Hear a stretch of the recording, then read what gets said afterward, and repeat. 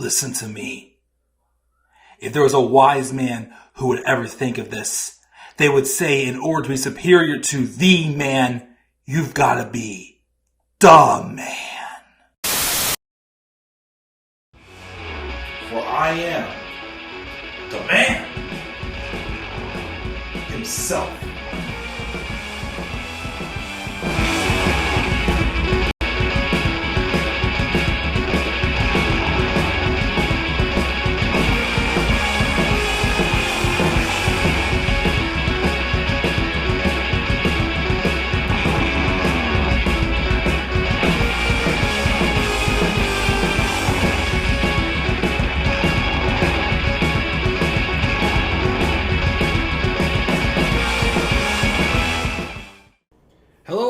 And what is going on and how you doing this Saturday afternoon?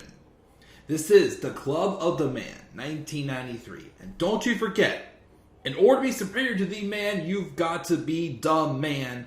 And this is me catching up really quick on I'll be recording one now and one right after this, of my reviews of this week's episode of Dynamite and SmackDown. Of course, I know Night of Champions is going on right now, or could have probably just finished up. But again, I have not watched it yet. I will be watching it tonight with some of my good friends. And hopefully I'll be doing those reviews at all sometime during this 3-day weekend. But the plan is to record these two videos now and also try to do my Double or Nothing preview and predictions right after as well. So we're going to get on rolling with this and talk about this. Well, first, we got to do Dynamite, though, first. So, Dynamite this week took place at the MGM Grand Garden Arena in Las Vegas, Nevada. Right in the same city where Double or Nothing will take place tomorrow night at 8 o'clock. And, of course, it will be headlined by the Four Pillars Fatal 4-Way main event with MJF. We got Darby Allin, Jungle Boy, and Sammy Guevara. And the go-home show was good. Here's what I will say, though, about Double or Nothing and about, the build of the show. I think the show is still good. Dynamite has been good since Revolution. I just still think what's kind of like... I feel like the build was setting the bar a little higher. And I don't think the final card quite reflected how high they set the bar. It's one of those things where it's good, but I kind of expected just a wee little bit better. But, it was still good. I had no complaints, in my opinion. Maybe one or two little nitpicks I could think of. But we're going to roll in, talk about these two shows, and then get to the Double or Nothing preview.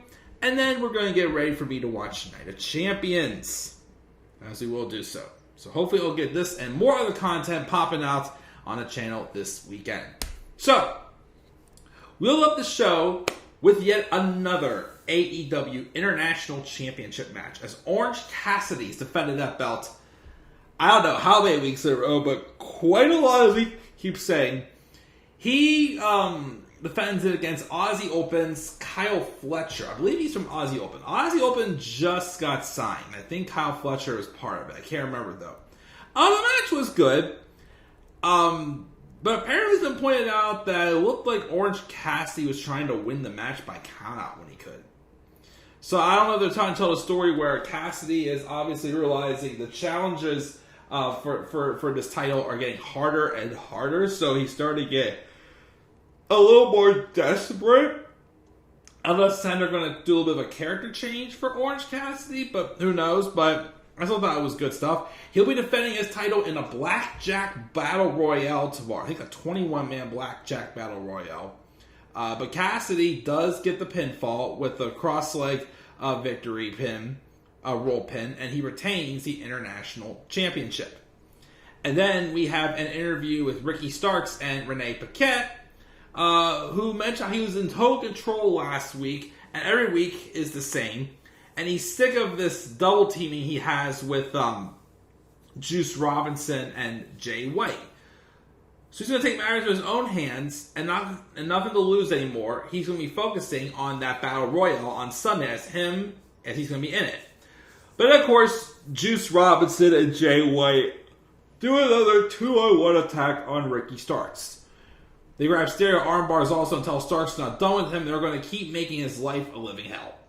And they will encounter each other or one another in the Battle Royale tomorrow, as all of them are in it as well. We get a hype promo from Jungle Boy as well, saying his last words before the Fatal 4-Way, saying he's driven home from last year's Double or Nothing with Christian Cage, not knowing he was going to get turned on by Christian Cage. And every time he makes this drive, it's always a little different. But every time, he's always closer to the man he wants to be and to be living the life he wants to live.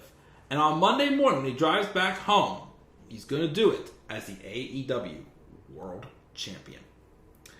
And then we had this promo with FTR coming out on the microphone. Cash says it'd be easy to call Jay Lethal and Jeff Jarrett carny trash who politic their way to where they are, which feels somewhat true. But the fact is they've been a step ahead because they're smart, and they won't take anything away from them for that. They've been good, and they've been lucky. But their luck will run out at Double or Nothing. Dax says that Jeff's broken 1 million guitars and can't stay relevant. So he attached himself to the greatest team in the world today, and he can't blame him. Talking about the Briscoes. He'd probably do the same, but if you think the top of the tag team division is going to be a couple of rejects from TNA, no, it's not going to happen. Yes, he said TNA, but of course, even better, he then said, after Double or Nothing, call the Queen of the Mountain and make sure you have some job security. But he's not talking about Karen Jarrett. He's not telling Jeff to call his wife Karen. No, he's talking about Dixie Carter. Top Guy's out, kind of like more thing where it's like, Top Guy's out. Oh, I'm going out on my highest note there. But he basically just like fires a shot and says, oh, you're not going to call your wife. You're going to call Dixie Carter. Taking a stab at TNA there. Mark Briscoe then comes out. And of course, he's not happy about Dax pile driving him last week when Dax did because he couldn't see. He thought he was doing it to either Jay or Jay Lethal or Jeff Jarrett. And then Cash tells him, you have every reason to be mad, but don't let Jay and Jeff make him look stupid. Last year, 3 times, the three of them, and Jay Briscoe rest in peace, went to hell and back. And this year, they're going to go to hell and back for him. And of course, Mark was like, yeah, we're blood brothers for life, but Dax, what was up last week with that pile driver? And Dax says, I didn't mean to, I apologize. And he tried to shake hands, but Mark kept slapping his hand away. And Dax, of course, wasn't standing for that. And things got heated, and Mark left. And then, of course, out came Jeff Jarrett and Jay Lethal and their crew. But, of course, Mark shoves his way through Karen Jarrett, slaps Jeff, and gets in Jay Lethal's face and says, I don't care about these clowns. Jay is his boy, but he's getting tired of this shit and shoves him aside as he leaves. So, obviously, again, even though Mark Briscoe's got a tough job to do, it doesn't seem like he's going to be playing any favorites in the match on Sunday. As he should be. But we will see. We will see, of course, what happens with that match. Wait, what? Hold on. Sorry here.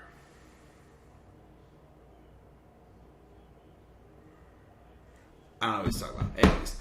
Then we have Sammy Guevara getting his chance to speak. He's interviewed by Renee Young and says a lot of money. He talks about how yes, he made a deal with MJF, but a lot of money's not gonna make him want to lay down for MJF.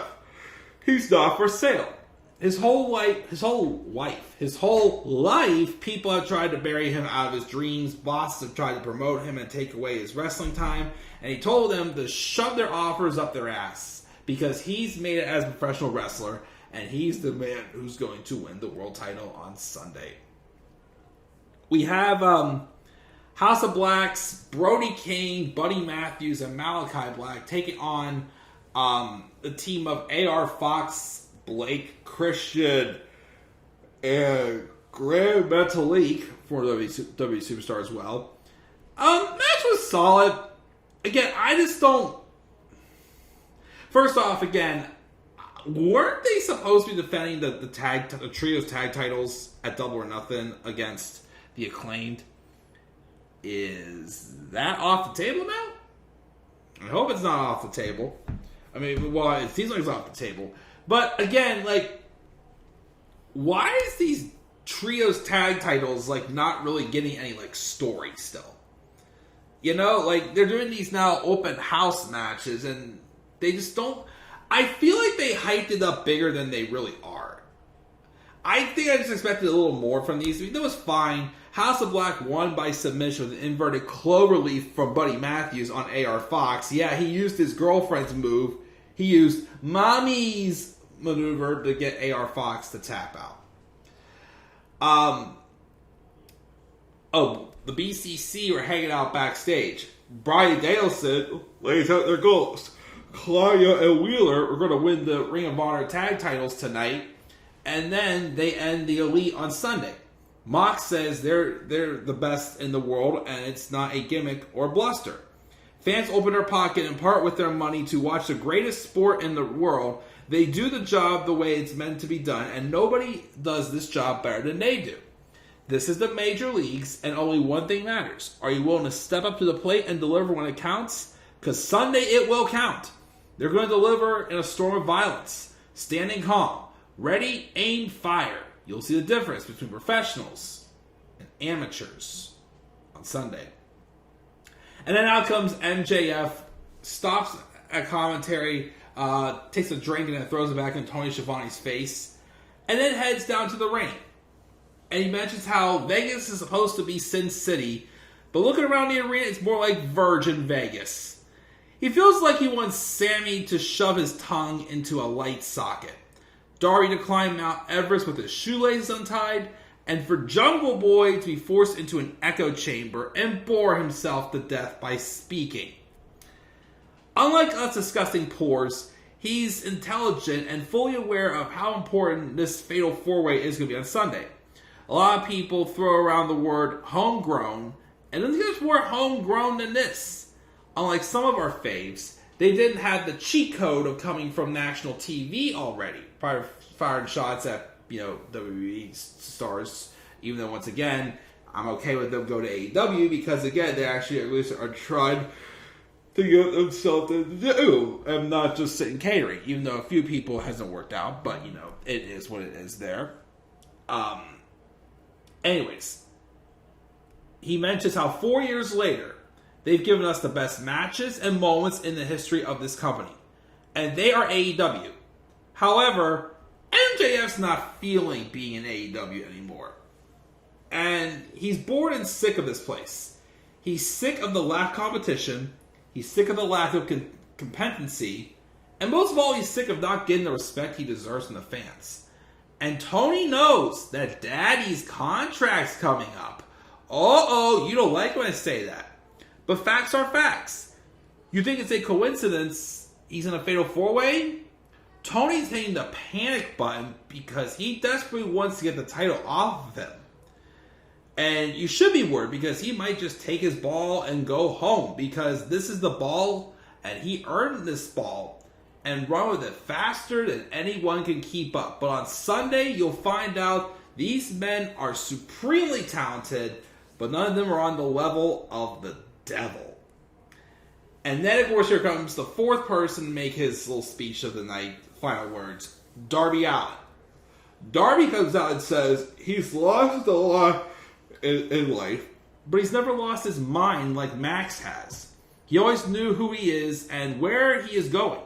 But when he graduated high school, he listened to people who told him to play it safe, and all that got him was clean toilets at the dollar store. He wasn't meant to clean toilets. So he lived in his car and started wrestling, and then AEW came along and saved his sanity.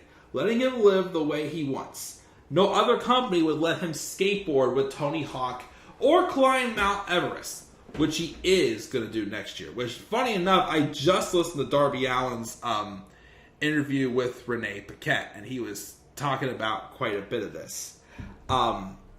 He's not a puppet, because you can't create him. He'll be the face of AEW. And to do that, he needs the world title, and he might even do it with a headlock takeover. And MJF just low blows him, holds up his Dynamite Diamond ring until Sammy comes out, and MJF runs up the ramp, but then Jungle Boy comes out and cuts him off.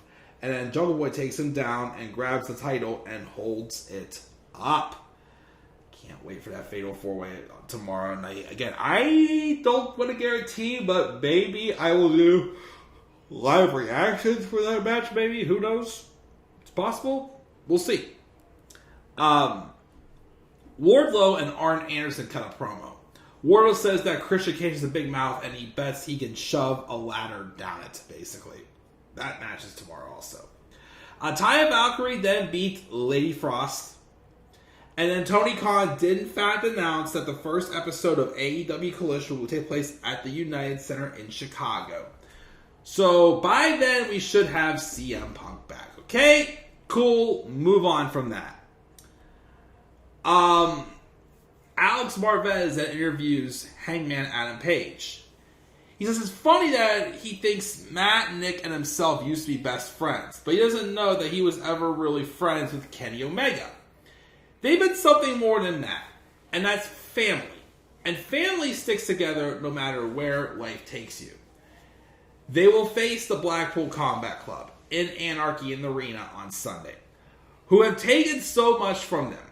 They took his eye, Matt's arm, Nick's shoulder, Kenny's manager, but Sunday they'll pay in blood. Savage. And then we got the contract signing. Tony Schiavone's in the ring that signed the contract for Adam Cole and Chris Jericho. Adam Cole came out with Roderick Strong. Chris Jericho came out with JAS's Cool Hand Ange, Daddy Magic, Daniel Garcia, and Jake Hager. And that stupid hat. So they all come out. Tony thanks them for agreeing for no physicality and explains the ramifications and the stipulations for an unsanctioned match, as this match between Jericho and Cole will be unsanctioned. First time they called it that, because usually before that they call it Lights Out. Oh, that's because they can't do that because this match is not going to close the show. I predict again, or a spoiler for my double or nothing predictions, I think it will open the show. So first Tony hands it to Cole, who immediately signs it with anger in his eyes and passes it back. He says, I wonder why Jericho did what he did for weeks. He couldn't eat, he couldn't sleep, couldn't process why he thought it was a good idea to beat the love of his life in front of him. And Jericho personally directed traffic, screaming again. And maybe it's because he's a scumbag or just a disgusting human being, but no, he believes he's truly invincible. That he can do whatever he wants because he's Chris Jericho. And AEW should be grateful to have him. Well, we're going to find out how invincible he is when Cole beats the living hell out of him. And AEW should be thankful this match is unsanctioned because the blood will be on his hands and not the company's, and that's how he likes it. Taking all the power inside of him to not beat Jericho within an inch of his life right here and right now. And then, of course, he explains exactly what will happen. He'll break both of Jericho's legs. He'll shatter his jaw. He'll break his hand. So he better hurry up and sign the paper, bitch. And he just slams the microphone down as Adam Cole is just livid. So Jericho stands up. And then he takes a few steps towards him. And then Tony reminds both of them, no physicality. And Jericho says, I ain't no bitch. I ain't from Vegas. He owns a contract. But before he signed it, he says, the injury that put him on the shelf must have affected Cole's memory. he runs the footage of the beating. And Jericho asks, what kind of man allows the love of his life to get the crap kicked out of her? Mere inches away. And then, of course, Cole's trying to get to Jericho, but Roddy's holding him back. And Jericho begs, he's like, come on, hit me, hit me, hit me. It wasn't like, hit me, punk, your father's a drunk, punk, your father's a drunk. Didn't go that far, but he still was like, hit me, hit me, hit me. And, of course, because there was no physicality clause, he was just trying to get him to, break the rules so he get in trouble. But then he calls Cole a coward. But on Sunday, there'll be no rules, no accountability, and he'll knock Cole's teeth down his throat. He signs a contract and it's like, you know what, Adam? You've outsmarted yourself because no rules means you're outnumbered. 5-on-2. Which I might think, okay, is this going to lead to maybe like Kyle O'Reilly coming back or something? But Cole mentions, no, you're right. It is 5-on-2. But I made a phone call to someone who happens to live here in Vegas. A guy he idolized growing up and who as one man is crazier than all 5 combined. And that is homicidal, suicidal, genocidal, Sabu. And sure enough, the ECW legend himself, Sabu, does come out, makes his entrance, and Cole throws a chair and Sabu throws it at Matt Menard, and they send the JAS packing. Well, except for Daniel Garcia, because Garcia and Strong then had a good match after that. And again, Roderick Strong as a singles babyface is just me at his best. Not taking away anything he did with Undisputed Era. Not taking away anything from that. But, damn, again, I see him wrestling these matches. I just think back again to 2017 when he was in the run for the NXT World title. His matches against Bobby Roode and Drew McIntyre, like, he had some of the best matches on the show. And he is just so overlooked, so underrated. But the match was great. And, of course, I am intrigued to see, how Sabu gets involved in the match. That's a nice little, grab there as well. Okay, could Kyle O'Reilly or anybody else come back to make it 5-on-5? Even though, well, just so you know, the playing field's even, but it's all going to be between Jericho and Cole, which I don't really see this really extending past the first match. They could, I don't know, but, But that was a great match also with Strong and Garcia. We also get a hype reel of Willow Nightingale winning the New Japan Strong Women's title. And then we had the main event was the Blackpool Combat Club's Claudio Castagnoli and Wheeler Yuta taking on the Ring of Honor World Tag Champs. For the Tag Champs, the Lucha Bros. Fun match, as you expect. The Lucha Bros, though, did win because Matt and Nick Jackson did get involved and caused some distractions and stopped the BCC from cheating. But afterwards, though, the Young Bucks hightailed it out through the crowd, and Moxley and Bryan basically just kind of microphone saying it's going to be, you're not going to see anything you're going to see in this coming Sunday. So, yep, that was Dynamite. Again, it was good. Again, I expected maybe a little bit more out of this build, but, still good. It gave the show a B. I'll say more thoughts also again for my preview and predictions coming up shortly for the Double or Nothing pay-per-view. So we'll do that shortly as well. But first, gotta do my SmackDown review. And I will, of course, upload that as I prepare that stream.